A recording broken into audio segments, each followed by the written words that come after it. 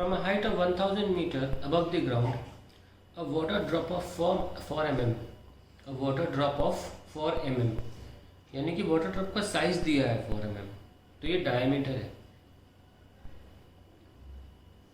Till the halfway, the speed decreases due to air resistance, and after the half mark, it attains its maximum speed and moves in a constant speed after it. ठीक है, यानी कि जो water drop है वो ऊपर से गिरती है. मान लो ये डिस्टेंस 1000 मीटर है, और फाइनली नीचे आते आते यहाँ बीच रास्ते में इसकी स्पीड जो है वो अब बढ़ना बंद हो जाती है. यहाँ पर इसकी स्पीड अब कांस्टेंट है और बाकी का रास्ता है कांस्टेंट स्पीड से तय करती है. It attains its maximum speed and moves in a constant speed after it. If the work done by the gravity in the first and the last phase of the journey, give हो रहा है, give the work done by the gravity in the first and the last phase of the journey. If the speed of the drop on reaching the ground is 20 meter per second, find the work done by the resistive force in the entire journey. और गिरती है 20 metre पर second की speed से बूंद पानी की, तो हमको वर्क डन निकालना है by the gravity in the first and second half, यानी कि पहले 500 में और दूसरे 500 में. देखिए ऐसा तो है नहीं कि पहले 500 में कुछ और ग्रेविटी लग रही थी और दूसरे 500 में कुछ और ग्रेविटी लग रही होगी. इसलिए ये बहुत बेसिक बात है कहना कि दोनों ही 500 मीटर में ग्रेविटी तो सेम ही लग रही होगी, तो ऑब्वियसली दोनों ही 500 में work done due to gravity भी सेम लग रहा होगा. अब कुछ लोग कहेंगे सर दूसरे हाफ में तो फोर्स जीरो है नेट फोर्स, क्योंकि वो अपनी स्पीड नहीं बढ़ा रही.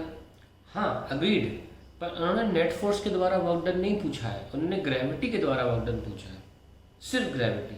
Rest all other forces are not to be considered. तो सिर्फ ग्रेविटी द्वारा वर्क डन निकालोगे तो वो तो सेम ही आएगा, चाहे ऊपर कर रहा हो चाहे नीचे, चाहे बीच के 5 मीटर पे, चाहे कहीं के 450 मीटर पे, वो तो हर जगह ही सेम तरीके से ही लगता रहेगा, है ना. तो अब हम उसको मतलब कहने का मतलब ये है कि उसकी जो जी की वैल्यू है, मैं उसको कह रहा हूँ, वो सेम रहेगी. तो और हमारा वर्क डन क्या होता है, force into displacement. Force mg होता है, मास तो पानी की बूंद की नहीं बदलने वाली, वो g सेम लगता रहेगा, तो mg तो एक जगह आ गया. अब आप s अलग अलग लगाते हैं, ये आपका अलग अलग वर्क डन आता रहेगा, लेकिन फोर्स जो है वो ग्रेविटी जो मैं कह रहा हूँ वो हमेशा सेम लगता रहेगा. तो हम निकाल लेते हैं, ऐसा कर लेते हैं, हम टोटल वर्क डन निकाल लेते हैं. Work done total work done total by gravity. Gravity actually force due to gravitation भी बोला जा सकता है, इसलिए ग्रेविटी जो वर्ड है फोर्स होता है. Work done total by gravity in entire journey जो होगा वो कितना होगा, mgh, है ना. तो m रहने दो और g को हम 10 ले लेते हैं और h कितना है 1000. So we have 10,000 m. अब सारी की सारी जो है हमारी कैलकुलेशन वो मास निकालने को लेकर है. तो अब मास निकाल लेते हैं. Mass is density into volume. पानी की बूंद है तो डेंसिटी 1000 और वॉल्यूम क्या होगा 4/3 पाई. अभी साइज दे रखा है डायमीटर यानी कि 4 mm, तो हम इसको 2 ले लेते हैं 10 की पावर -6, क्योंकि ये किस में दे रखा है mm में, -3 सॉरी, और यहाँ पे क्यूब लग जाएगा. ठीक है, 4/3 पाई आर क्यूब. पानी की बूंद स्फेरिकल होती, मोर और लेस मान लेते हैं, स्फेरिकल एग्जैक्टली तो नहीं होती लेकिन मान लेते हैं ना. एक और चीज़ हम मानेंगे यहाँ π/3 1 के बराबर होता है. ठीक है, होता 1.04 है, लेकिन 1 ले सकते हैं, 1.04 की जगह 1 भी ले सकते हैं. तो 1 हो गया, तो ये सॉल्व ही नहीं करना है, तो क्या बचा 4000, है ना. 4000 इंटू 2 का क्यूब 8 इंटू 10 की पावर -9, तो हमारे कितना आ जाएगा 32,000. 32 ले लो, 1000 हटा दो, -6. ये टोटल कितना आ गया, ये मास आ गया. अब यहाँ लगा दो ये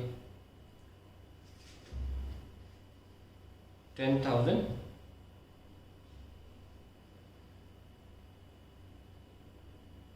इंटू 32, है ना, इंटू 10 की पावर -6. तो ये जाएगा, ये 4 जीरो है तो 32 10⁻⁻²। 4 जीरो का तो यानी कि 0.32 कितना जूल। ये हमारा टोटल वर्क डन आ गया। तो फर्स्ट हाफ में कितना होगा, आप सिंपली लिख सकते हो, फर्स्ट हाफ में होगा 0.16 जूल और सेकंड हाफ में होगा 0.16 जूल, आधा आधा। कोई बोलेगा 4 क्वार्टर में निकाल दो, तो डिवाइड बाय 4 करते हैं, लेकिन आप इसमें सिंपली डिवीजन कर सकते हैं क्योंकि जी की वैल्यू हमेशा सेम रहेगी। सारा का सारा डिपेंड करेगा डिस्टेंस ट्रैवल पे, दैट इज डिस्प्लेसमेंट डिस्टेंस जो कह लो, क्योंकि इस वक्त तो स्ट्रेट लाइन मोशन हो रहा है। हमें ऐसा सोचना नहीं है कि डिस्प्लेसमेंट छोटा हो जाएगा डिस्टेंस से, दोनों एक ही रहेंगे हमेशा।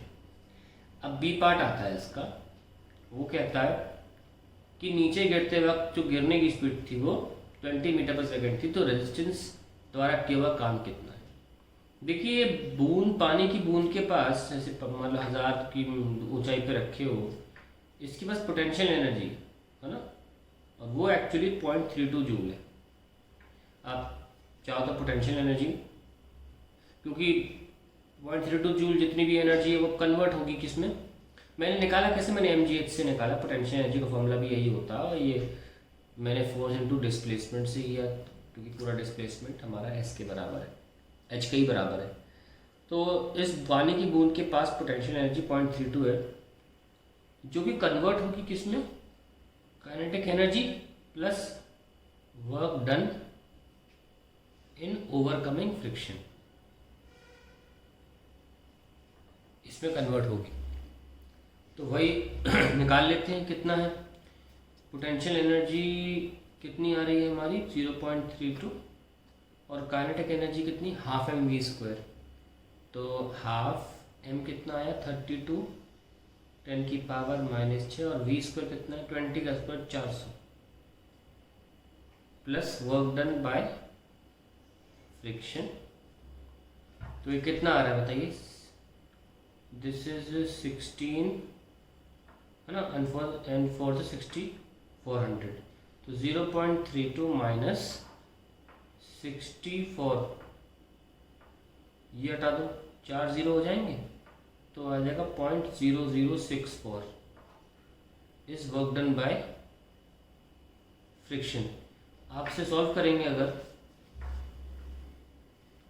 तो बहुत कम आंसर आने वाला है। 0.32 में से 0.006 पर माइनस करोगे तो 0.31 समथिंग आएगा, ऑलमोस्ट हम कह सकते हैं 0.32 ही आ जाएगा, क्योंकि 0.32 से अब तक कम नंबर माइनस करोगे तो क्या फ़र्क पड़ता है।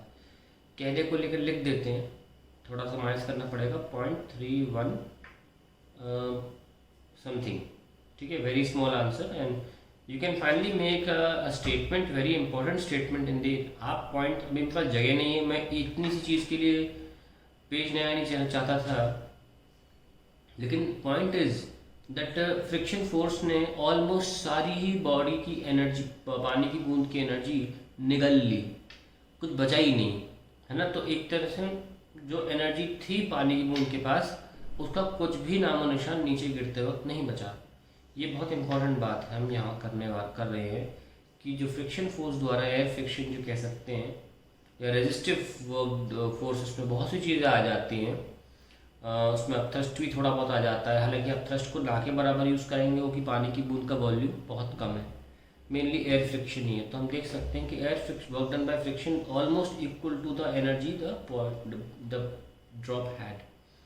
तो सिंपल सा क्वेश्चन है, और इसको एक्सप्लेनेशन में थोड़ा टाइम लग जाता है, लेकिन आप नोटिस करें, अगर आपको आता होगा तो ये 2 मिनट से ऊपर नहीं लेना चाहिए।